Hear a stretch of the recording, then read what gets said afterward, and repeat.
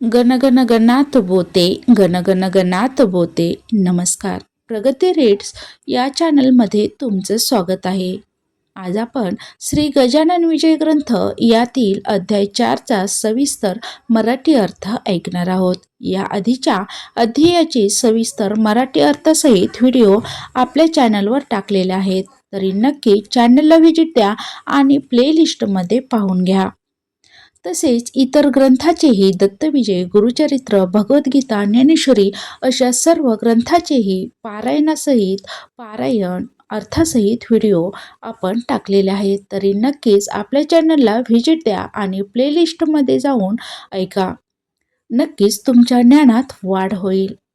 आणि नवीन असाल तर चॅनलला सबस्क्राईब नक्की करा. अध्याय 4चा सविस्तर अर्थ आपण आज पाहणार आहोत. महाराजांचे अनोखे वर्तन अधिक स्पष्ट होते. या अध्यायामध्ये महाराजांचे वर्तन पाहूयात. अध्याय 4 मध्ये श्री गजानन महाराजांचे वर्तन आणखी खोलवर समजते. ते कधी कठोर वाटणारे शब्द बोलतात, कधी अनपेक्षित कृती करतात, तर कधी पूर्ण मौन पाळतात. बाहेरून हे सगळे विचित्र वाटले तरी त्यामागे भक्तांच्या कल्याणाचा गोड हेतू असतो. गुरु भक्ताला कधी कठोर बोलतात तर कधी गोड बोलतात. त्यामागे काहीतरी त्यांचा गोड हेतू असतो. त्यामुळेच गुरु आपल्याबरोबर असे वागतात, महाराज असे वागतात. पुढे पाहूयात. भक्तांची परीक्षा सुरू होते. या अध्यायात महाराज भक्तांची श्रद्धा, संयम आणि नम्रता याची कसोटी घेतात.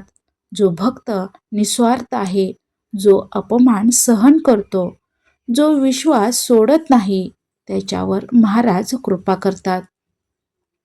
यातून आपल्याला संदेश असा मिळतो की कृपा सहज मिळत नाही, ती पात्रतेनंतर मिळते.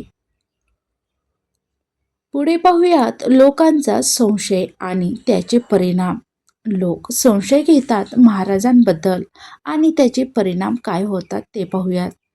काही लोक महाराजांबद्दल संशय बाळगतात, त्यांना खोटे ठरवण्याचा प्रयत्न करतात, त्यांच्यावर टोमणे मारतात, अविश्वास दाखवतात. अशा लोकांना नंतर पश्चाताप करावा लागतो. यातून संदेश असा मिळतो की संतांविषयी संशय आत्मिक अधपतनाला कारणीभूत ठरतो.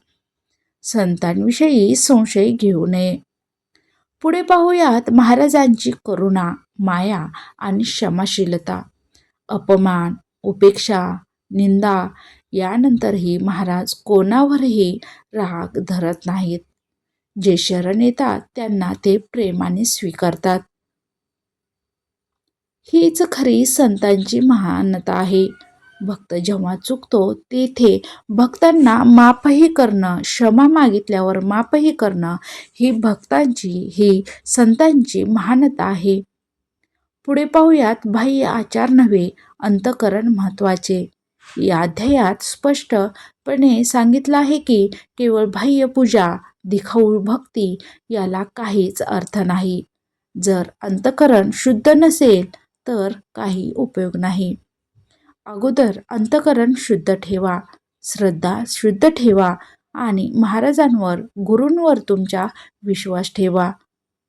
महाराजांना हवे असते निर्मळ मन आणि खरी श्रद्धा. पुढे पाहूयात. भक्ती म्हणजे शरणागती. अध्याय 4 आपल्याला शिकवतो की खरी भक्ती म्हणजे पूर्ण शरणागती. मी काहीच नाही, तूच सर्व काही आहेस, ही भावना जेव्हा येते तेव्हाच कृपा होते. अहंकाररहित भावना असावी. अध्याय 4चा मुख्य संदेश असा मिळतो की संशय सोडून नम्रतेने शरण गेल्यास संतांची कृपा नक्कीच मिळते.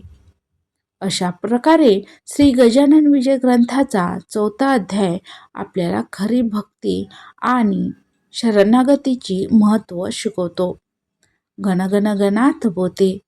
व्हिडिओ आवडल्यास प्लीज व्हिडिओला लाईक करा, चॅनलला सबस्क्राईब करा आणि बेल आयकॉन दाबा, म्हणजे नवीन व्हिडिओ सर्वात अगोदर तुमच्यापर्यंत पोहोचतील. सांगताना काही चुकलं असेल तर क्षमा असावी. गण गण गणात बोते, गण गण गणात बोते. नक्कीच अशा ग्रंथांचे वाचन, पारायण तसेच अर्थसहित ऐकत जा. नक्कीच तुमच्या जीवनाला नवीन दिशा मिळेल.